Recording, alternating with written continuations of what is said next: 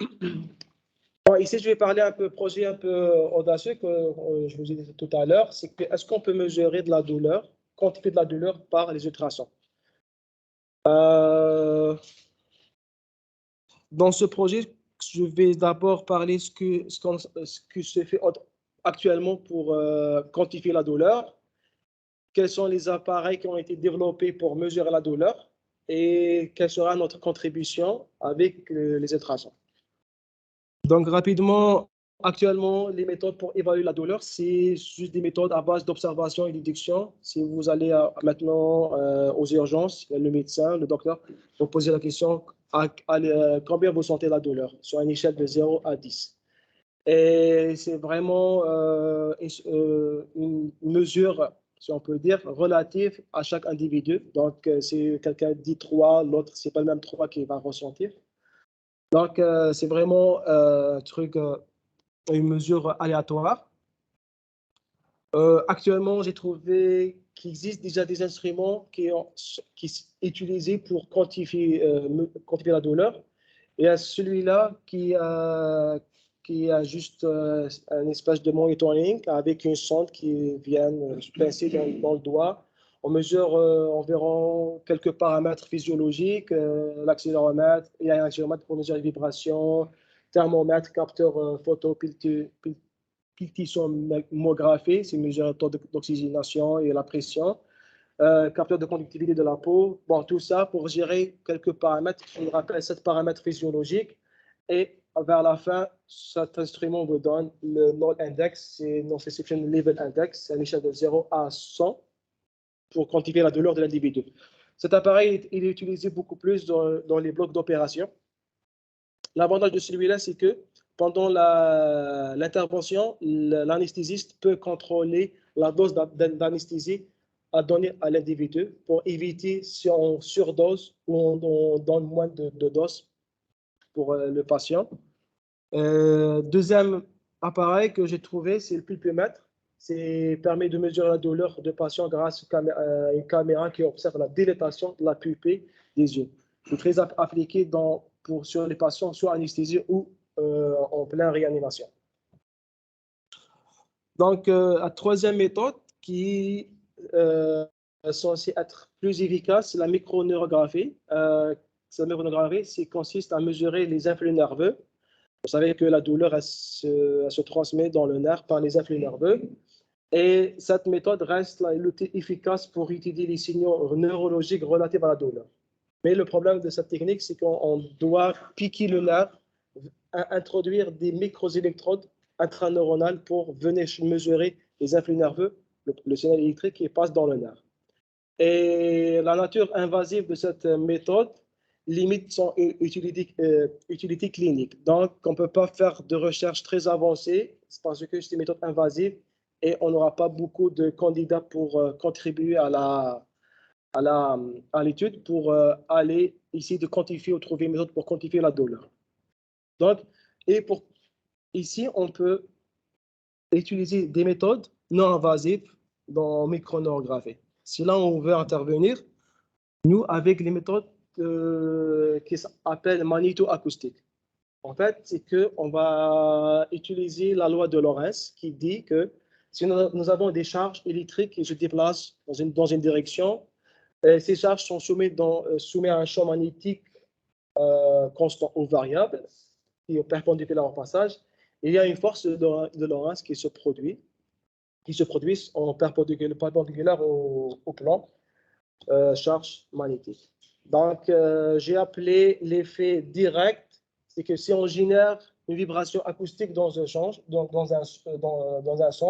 on aura un passage de courant, déplacement de charge. Et si l'effet indirect, s'il y a de passage de courant sous un champ magnétique, on mesure une vitesse, on mesure une force.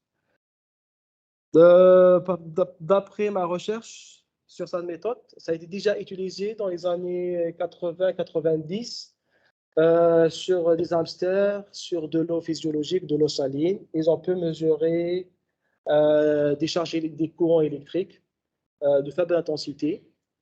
Et de là, nous, on voulait retester cette méthode pour vérifier d'abord si vraiment elle est fonctionnelle, si on peut mesurer quelque chose. Donc, j'ai dispatché le projet en 3 étapes. La première étape, c'est je voulais vérifier est-ce que le phénomène existe, est-ce qu'il est mesurable. Donc, je vais passer un courant dans un tube rempli d'une solution saline, c'est de l'eau conductrice. Sachant que le tube il est soumis à un champ magnétique, un champ magnétique, soit par les aimants permanents, soit par des électroaimants.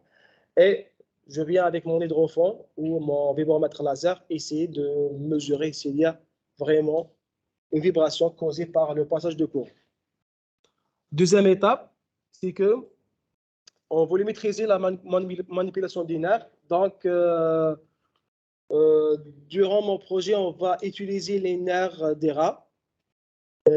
Donc, avant d'utiliser la méthode magnétoacoustique, on voulait d'abord maîtriser les signaux dans le nerf. Donc, à savoir la stimulation soit mécanique, soit stimulation électrique du nerf et la mesure électrique pour au moins mesurer comment ça ressemble le potentiel d'action qui est le signal nerveux.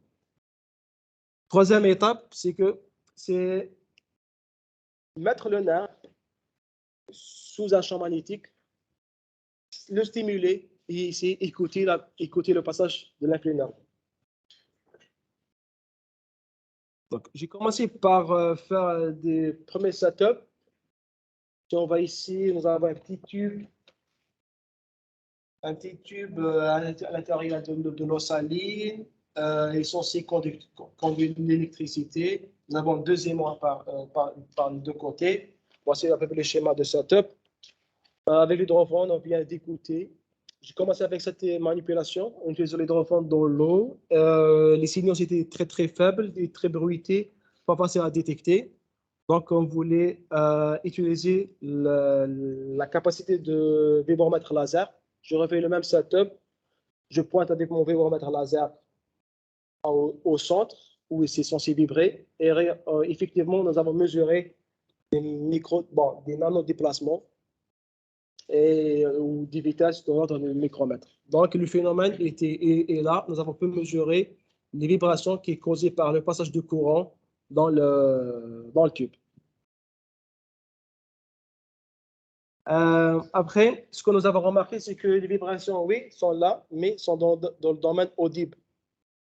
Nous, on veut travailler dans les ultrasons parce que l'audible, c'est une fréquence très proche de bruit atmosphérique, le bruit audible, aussi les signaux, les bruits physiologiques.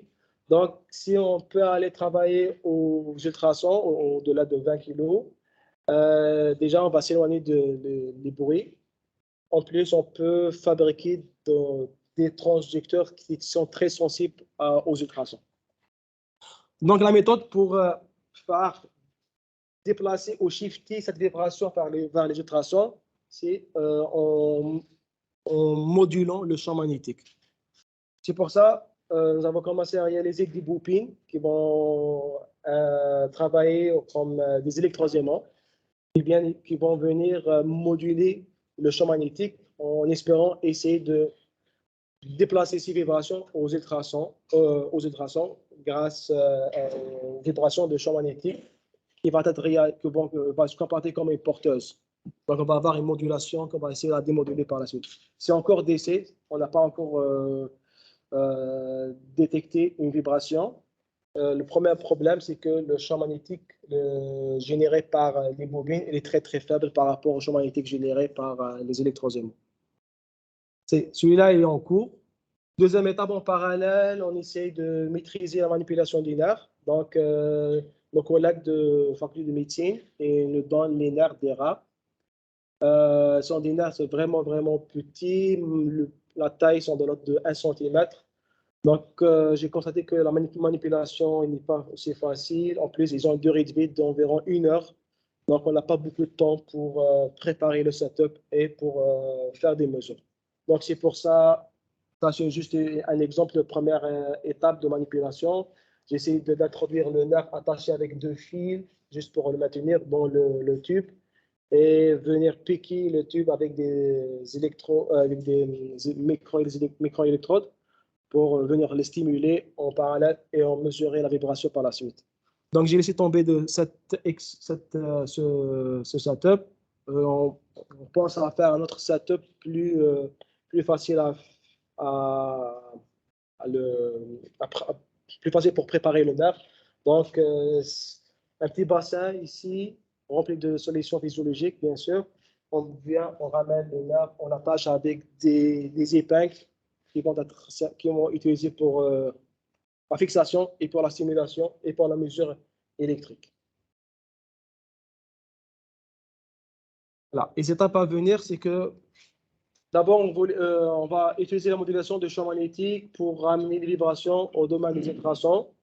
Ça, c'est un premier défi qu'on est en train de travailler sur.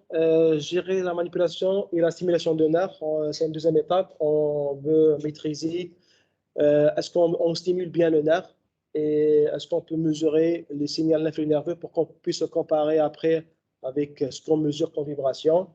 Et bien sûr, proposer un setup pour faire des mesures rapidement parce que la durée de vie des nerfs est très, très courte. Merci pour votre attention.